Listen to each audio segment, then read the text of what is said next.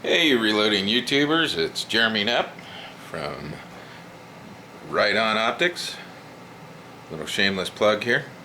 I'm also a pro staff for Hodgdon Reloading Powders. There we go. Got some Hodgdon going on here, H4350. The Magic Fairy Dust of the 6.5 Creedmoor. And today, we're going to go back and review the Lee Precision Deluxe Perfect Powder Measure. And though it's not perfect, quite perfect, it's almost on. So it's as perfect as a powder measure can be. So we talked about this a little bit in my last video. The one thing that makes this a really cool powder measure is this adapter right here. Fits all Hodgdon, Winchester, and IMR 1 pound powder containers. And then on the inside, you'll see there's a smaller set of thread here, and that is for Alliant powder containers. So it's very useful. It just simply screws on, and right now it's in the off mode. Show you that characteristic here in a moment. And when Lee sent this stuff to me, I will be using this for my Reloading Roadshow. And I've been playing with it a little bit, trying to get used to it. They sent me this stand. It's a very heavy stand, works really well. And it comes with their new locking rings. And then it also comes with some directions. Very useful. And lots of pictures for reading people that are a little inept like myself. I like to have some pictures because it's kind of like IKEA sometimes. It's suggestive. So what's nice about this is it gives you many different powder companies and what powders are offered. And this particular unit measures in cc's. If you look right there, see if I can get it to show. Yeah, it's not wanting to work out. But anyway, trust me. So it has a scale here, and I'll give you the proper terminology here using the paperwork. We have the measuring chamber. It's this part here. And then we have the number on metering rod. That is this little slide in here. And then we have the metering rod. That's this threaded piece here that the metering line's on. The thimble. And then the thimble lock. And it's just pressure. You just push down on it. Doesn't click or anything. And allows you to turn your thimble.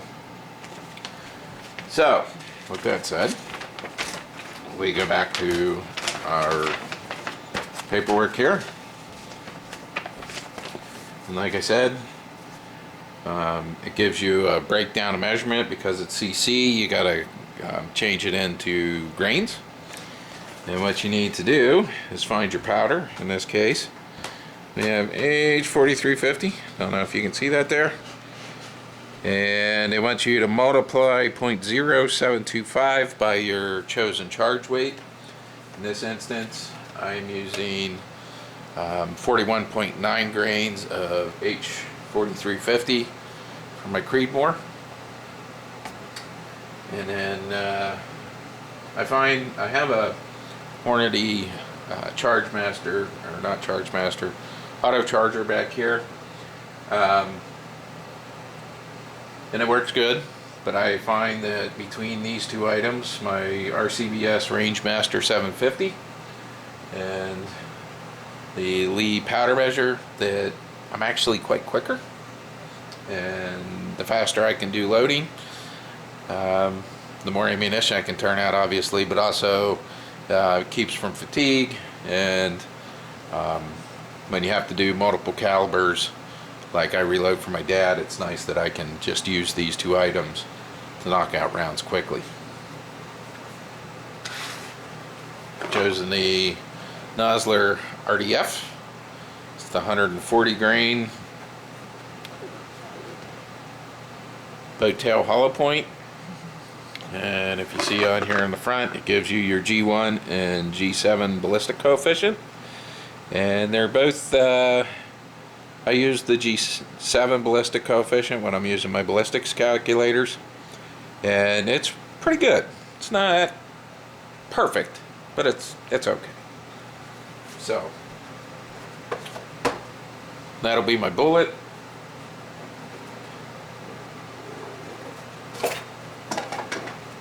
And here's the RDF. It's a longer 140 grain.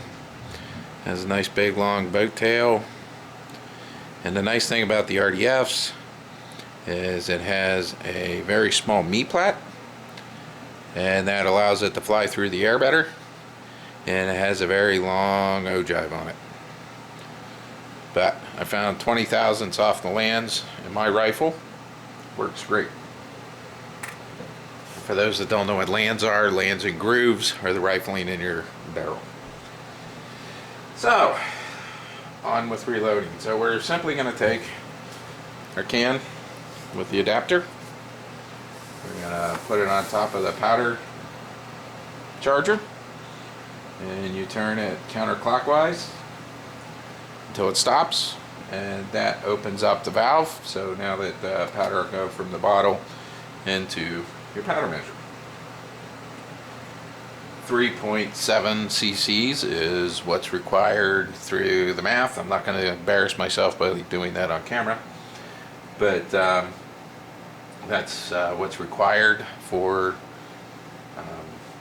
my particular load, which is 41.9 grains. Forgot to talk about my cartridge. This is a Peterson cartridge from Peterson Cartridge Company.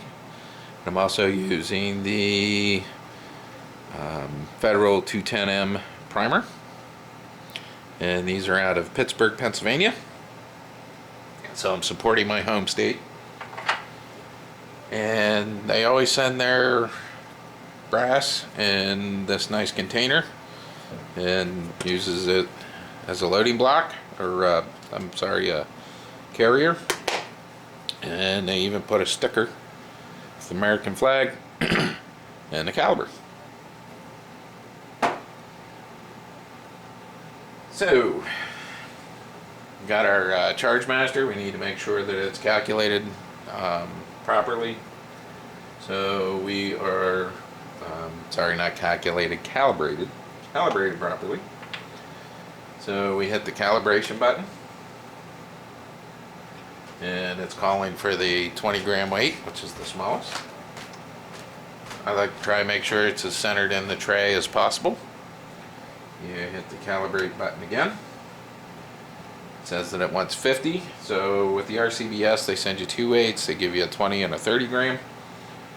I like to use the 50 gram from my Hornady so that I can keep everything centered in the tray. Because one thing with reloading is consistency. You want consistency between each load. So we hit calibrate again. Let it go. It comes up with a total of 50 grams, which it should be. Remove the weight. Should go to 0. Put the pan back on. I know that with this scale that 119 is the weight that I'm looking for in grains when I am trying to find the 0. So we hit 0, that clears it out. So this thing has been throwing pretty accurately. If you're in a nice, if you find a nice OCW charge weight that gives you good velocities and very small standard deviations, this thing will throw within 1/10 either side of your target weight, which is really good.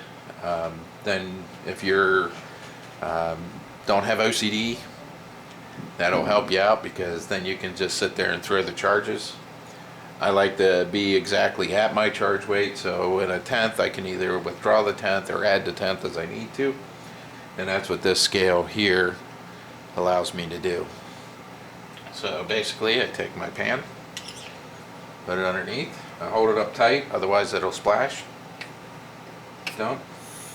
Now usually the first charge isn't quite right on, and we'll see, it might make a liar out of me. And it did. 41.9, right on the nose.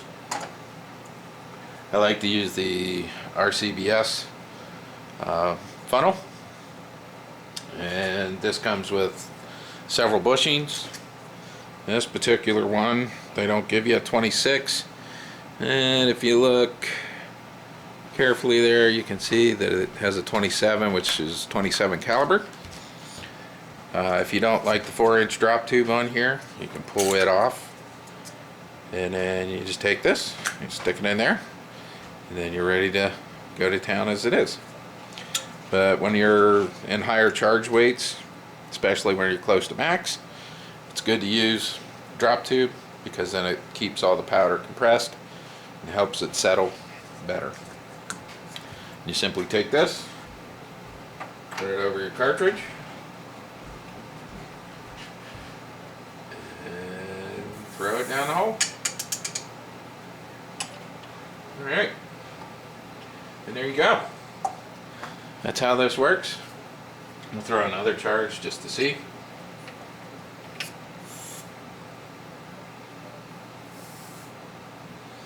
That one's 41.7. And I like to keep a ceramic bowl. Helps with static, preventing static. And that's where I keep my extra powder. Let's throw another one just to see where it's at.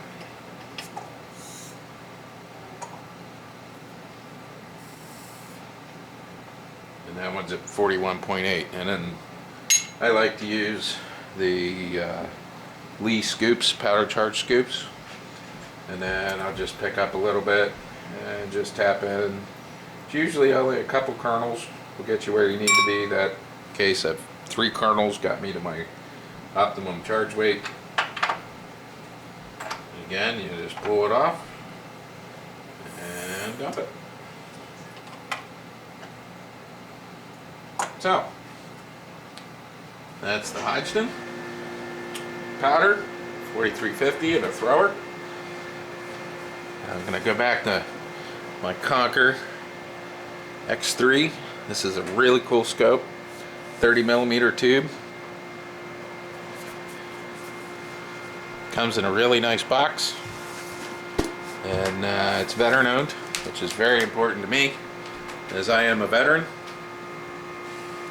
But this scope, I finally had a chance to mount it and use it, and compared to other scopes within its price range that aren't low-end scopes, I'll tell you what, that thing is the way to go. So thanks for watching. Remember, Right On Optics, Hodgdon powder, turn it clockwise and close it off.